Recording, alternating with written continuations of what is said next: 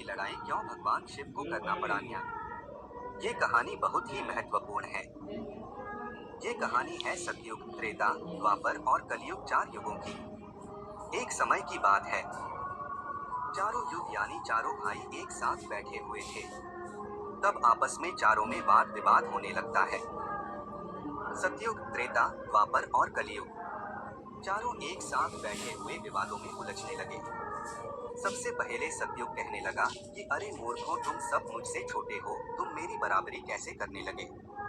जब त्रेतायुग ने ये बात सुनी तो कहने लगा कि तुम सबसे बड़े कैसे हो सकते हो, तुम सब में सबसे बड़ा तो मैं हूँ, मैं ही सर्वश्रेष्ठ हूँ, तुम मुझसे सर्वश्रेष्ठ नहीं हो सकते। तब तक द्वापर युग बोल उठा कि तुम सर्वश्रेष्ठ कैसे हो सकते हो, तुम सभी में श्रेष्ठ तो मैं हूँ, तुम्हारा श्रेष्ठ होने का तो प्रश्न ही नहीं उठता। तब तक कलयुग कहने लगा कि तुम तीनों श्रेष्ठ बन रहे हो, परंतु हकीकत तो जानते ही नहीं, वास्तविकता में श्रेष्ठ तो मैं हूँ। इस तरह से चारों युग आपस में झगड़ने लगे। तब चारों युगों ने फैसला किया कि हम आज से आपस में फैसला नहीं कर सकते। तब जाके चारों युगों ने आपस में निर्णय किया कि हम ऐसे फैसला नहीं कर सकते। हम में से कौन बड़ा है, कौन सर्वश्रेष्ठ है, इसका फैसला तो भगवान भोलेनाथ करेंगे। चलिए वहां चलते हैं, वही आदि और अनंत हैं।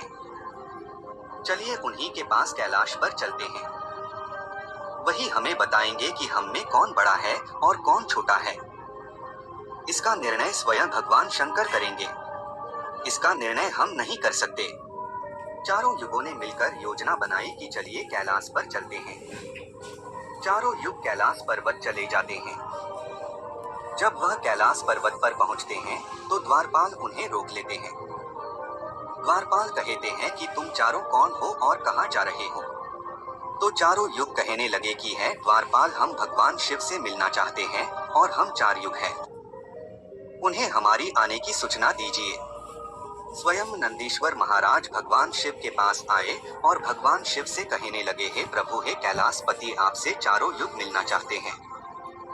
भगवान शिव कहते हैं कि जाओ, उन्हें सम्मान सहित हमारे समक्ष ले आओ। भगवान नंदीश्वर चारों युगों को लेकर पहुंच जाते हैं भगवान शिव के पास। भगवान शिव ने चारों को सम्मान सहित अपने दरबार में बैठाया। चारों लोग भगवान शिव को प्रणाम करते हैं। तब भगवान शिव ने चारों युगों से कहा कि आप सभी का हमारे दरबार में, हमारे कैलाश पर स्वागत है। कहो तुम्हारे आने का क्या कारण है, तुम तो स्वयं ही काल चक्र हो, तुम तो स्वयं ही समय हो, फिर ऐसा क्या कारण है कि तुम्हें हमारे पास आना पड़ा।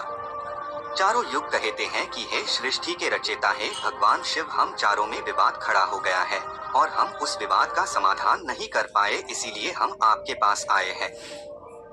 अब हम आपसे निवेदन करते हैं और गुहार करते हैं कि हे भगवंत, आप ही हमारा फैसला करें, आप हमारा न्याय करें और हमें बताएं कि हम चारों में सबसे बड़ा कौन है, हम चारों में सर्वश्रेष्ठ कौन है।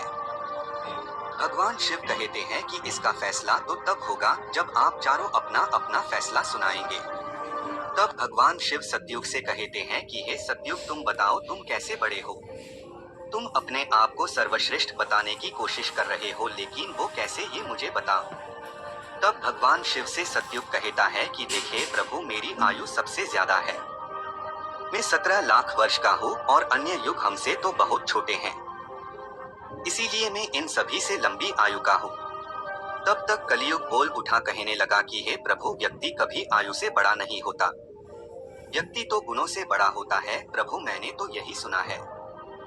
भगवान शिव ने कलियुग की दलील को माना और सतयुग से कहा कि सतयुग, तुम इस तरह तो बड़े नहीं हो।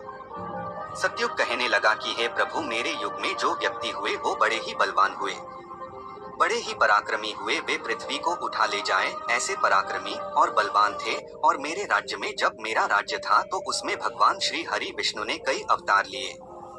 देखिए प्रभु, नरसिंह अवतार मेरे ही काल में हुआ, वराह अवतार मेरे ही काल में हुआ, मत्स्य अवतार मेरे ही शासन काल में हुआ।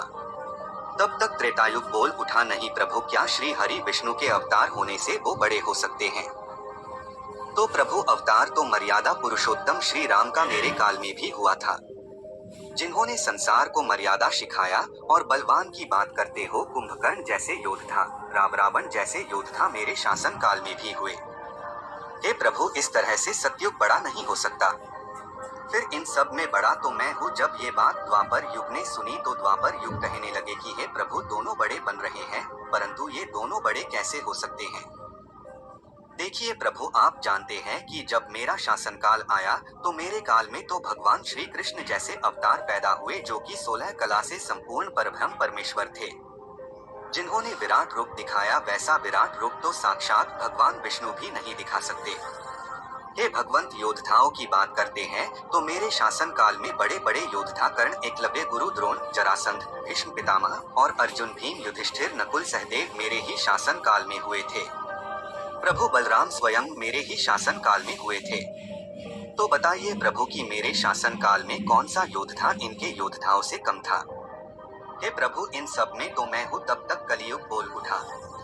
कलियुग कहता है कि हे प्रभु, मैं इनकी बातें मान लेता हूँ। इनके शासनकाल में जो भी योद्धा हुए, जो भी अवतार हुए, उनमें कई कामजोरियां पाई गई थी। और जिनके शासनकाल में कमजोरी वाले मनुष्य हो, वो सर्वश्रेष्ठ कैसे हो सकता है? कलियुग कहने लगा कि नहीं भगवान, मेरा शासनकाल सबसे अच्छा है। मेरे युग में व्यक्ति दुखी नहीं पा सकता। अच्छे अच्छे और नई नई तकनीकों से परिपूर्ण मेरा युग, मेरा शासनकाल